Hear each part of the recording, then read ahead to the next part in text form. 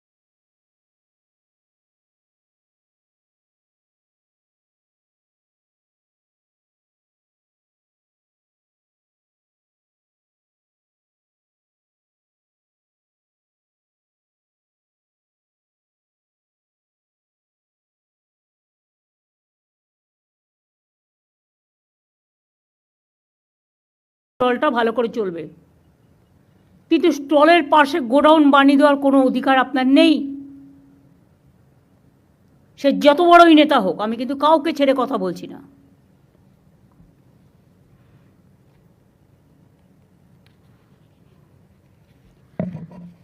আমরা হকারদের জীবন এবং জীবিকা সুরক্ষিত রেখে যাতে সাধারণ মানুষ তাদের হয়রানি কমানো যায় অনেক স্টেপ নিয়েছি আগে। এই সংক্রান্ত আইনও করা হয়েছে। West Bengal urban street vendors protection of livelihood and regulation of street vending rules 2018 করা হয়েছে। মাত্র 2000 লেফট আউট হয়েছে, তার কারণ এক একজনের 4টে করে ডালা। সেটা আমরা করতে পারি না। 4টে করে ডালা মানে আর একটা লোককে খাবার সুযোগ দিন। হকার নেতাদের টাকা দিলেই চাঁদা তুলবে আর ইচ্ছামতো ডালা বসিয়ে দেবে। হকার নেতারাও কিন্তু এই আইনের মধ্যে পড়বেন, এটা মাথায় রাখবেন। আর দয়া করে হকার নেতারা চাঁদা তুলবেন না। গরিব লোকেদের কাছ থেকে পুলিশ আর হকারদের চাঁদা তোলা নেতাদেরও সবাইকে বলছি বন্ধ করতে হবে।